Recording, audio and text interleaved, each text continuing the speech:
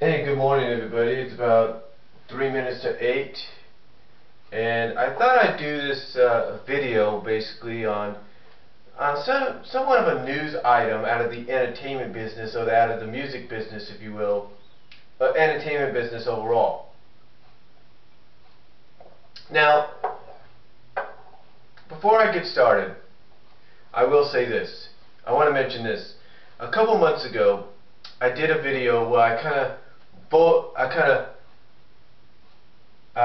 vocally and visually showed my frustration and my displeasure over the fact that WWE was calling out or reaching out to Justin Bieber to appear at WrestleMania, possibly to perform America the Beautiful, and if not perform one of his hit songs or not, at WrestleMania in the Georgia Dome in Atlanta. Now I don't know if they succeeded in getting him, or if they decided just to, drop that and go with something else. Because honestly, I've said this before. Justin walked out on that stage at WrestleMania, or into that ring at WrestleMania, and performs, he's going to get booed straight out of that, stadium. Straight out of it. Because a majority of that audience that he'll be in front of will be male demographic. Yeah, you'll have young girls there that might be Justin Bieber fans. Yeah, you'll have young kids there that obviously are fans of his. And maybe you'll have young women there, moms maybe, that like his music. But a majority of the demographic in that arena will be male. So that is why when I did that video and voiced and showcased my displeasure and frustration on it, the reason I said all that is because out of all due respect to Justin Bieber, who's, for his age, is very talented, no doubt about it. You don't want to put someone that obviously the media, the music business, the entertainment business is putting the whole world onto his shoulders. You don't want to put him in an environment that could, kill him. You know what I'm saying? But speaking of kill, like I said, I do respect the fact that at his age, Justin Bieber is very talented. The one thing I don't respect is the fact that they're pushing all this fame, pushing him into the spotlight too quickly. I mean, he's already got somewhat of a concert documentary movie coming out next month in theaters called Never Say Never. I mean, quite honestly, I think that's asking for a little much, right?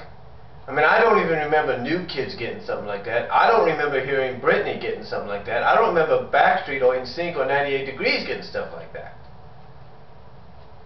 I mean, yeah, I understand nowadays the boy band craze, or the boy craze, or whatever you want to call it, it's a little bit more different.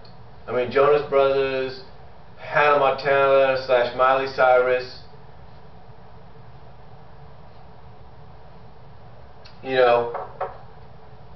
I can understand and some people call it the rock star Barbie doll craze, is different than it was in the late 90s, early 2000s, and 80s, and mid to late 80s to early 90s. I can understand it. But still, I think it's just a little too much. But again, with all due respect, I do respect the fact that the kid is multi-talented, and for some reason he's been able to take all this on. Now, just like those that came before him, he obviously does have interests outside of the music and entertainment business. In other words, he likes to enjoy life. He likes to go out, spend time with his friends and his family, and enjoy life. Well, recently, he's been going out with, apparently hanging out with, and basically he's been hanging out and going with, if you will, Selena Gomez. Selena Gomez, who has a show on Disney Channel, as well as a multi-talented singer. Apparently, because of her association with Justin, apparently because of association with Justin, and this is what I find ridiculous, because like I said, like I mentioned with New Kids and Backstreet and NSYNC and Britney and all that, and 98 Degrees, never once do I ever remember any of them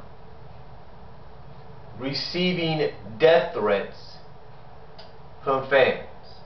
I don't. I don't recall, you know, when Justin Timberlake and Britney Spears went together, I don't recall Britney ever receiving hate mail and death threats from Justin Timberlake fans. I don't remember that. I don't remember, and maybe I was too young to remember, that throughout their 4 to 5 year run, I don't remember, actually not 5 to 7, but actually 6 to 7 year run, if you 6 to 7 year run, yeah, that's about it. 6 to 7 year run. I don't remember any of the new kids when they would date somebody. Maybe I was too young to remember, but I don't really recall, and I can probably even Google it, but I don't ever recall any of the new kids when they would date a female, probably inside the business, who was in the music business as well, like them. I never recalled a female like that getting death threats. Nor do I, like I said, do I recall any of the Backstreets or any of the members of NSYNC or 98 Degrees, you know, any of the women they dated that were in the music business getting death threats. I mean, take a look at Nick Lachey and Jessica Simpson. Take a look at those two. When they were a couple and then eventually got married, did Jessica Simpson receive any death threats? No. No, she didn't. Now, I'm not saying that another boy band, if you will, one of the originals back in the 60s, the Beatles, I can't really say if any of their members, when word got out that they were dating or they had just gotten married to a female, either in the business or outside of the music business, you know, probably just a regular sweetheart they've been with for a while. I don't know either any of those females got death threats or not, but still, how stupid, how ridiculous is it for female fans of Justin Bieber, of obviously obsessed female fans of Justin Bieber, to send Selena Gomez, a girl who's just, you know, hanging out and enjoying life, along with Justin, you know, basically growing up, if you will, you know, they're just going through that phase right now, to where if they want to date each other and be a couple, that's their choice. But I just don't get it. But I just don't get why these obsessed fans of Justin Bieber can't just realize that. I mean, I don't get it. I mean, you know what this reminds me of? And you know, it's so stupid. It reminds me of what we deal with, what fans of the Sonic the Hedgehog comic book published by Archie Comics deals with. You see, on one side you got Sonic and Amy, and on the other side you got Sonic and Sally. And when the side of Sonic and Sally is focused on the most, like it is right now, currently in the comic, the Sonic Amy side gets upset, and they basically lash out, wishing for Sally to die off, wishing for her to finally be gone forever, so that Sonic can be with Amy. And I'm not saying that the Sonic Sally fan base is the same way. You know, because even though, like I said, I'm a supporter of that coupling, even though I support that coupling, I'm the kind that doesn't, you know, say anything. I'm not the kind that doesn't say anything at all. But I'm not saying there are some members on that side that won't say the same thing about Sonic and Amy.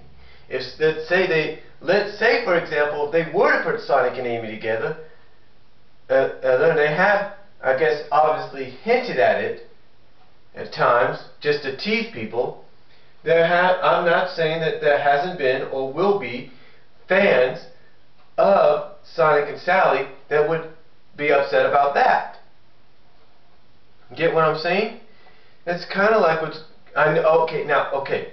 Now I know it's kind of not like on the same level as Selena and Justin right now, but you kind of get my drift, right?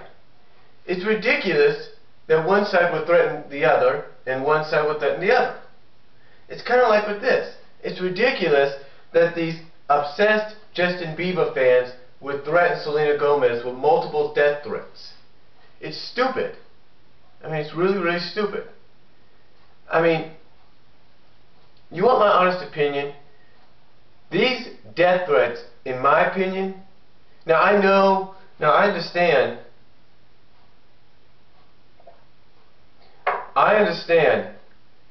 that you have to take death threats like these, whether they're by Twitter or they're by Facebook or MySpace or by Google Buzz or whatever. I can understand you have to take these seriously because of what happened, because of obviously one of the reasons happening back in the 90s with that obsessed fan and the Latino singer and the Latina singer Selena. You know, what happened there. I can understand that. But, and also apparently what happened back in 1980, 31 years ago. I can understand that too. But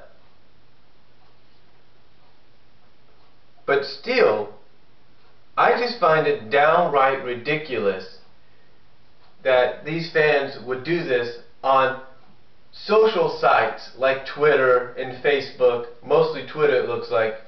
It's like I said, as well as Facebook and MySpace. But again, my honest opinion about it, it's just my honest opinion, because I have a right to it. I think that most of those death threats and most of that hate mail towards Selena Gomez for her association with Justin, and like I said, to me, I find it just downright stupid and ridiculous. I think it's mostly done, typed up and done by 10 to 15-year-old girls. That's what it is, 10 to 15-year-old girls. So to me, my honest opinion, that's who I believe is typing it up. So quite honestly, don't take it too seriously if it's 10 to 15, if not 10 to 14. Because these 10 to 15, if not 10 to 14-year-old girls are at that stage in life, and no disrespect, but at the stage in life where they think, oh, I'm going to meet Justin one day. Justin's going to, as soon as Justin meets me someday, he's going to follow with heels with me. Basically, these 10 to 15-year-old girls that I believe are the ones sending these threats, I hate to say this, and again, going back to the Sonic reference, they're kind of like, and many fans look at her this way, they're kind of like the Amy Rose right now of this whole situation. They're kind of like the Amy Rose of the whole situation. I hate to say that. I hate to use that reference or that comparison, but that's kind of like what they're acting like. Like the Amy Rose Hitchcock towards Sally and Sonic. That's basically what they are. They're acting like the Amy Rose of this whole situation. These fans doing this, they're like the Amy Rose Hitchcock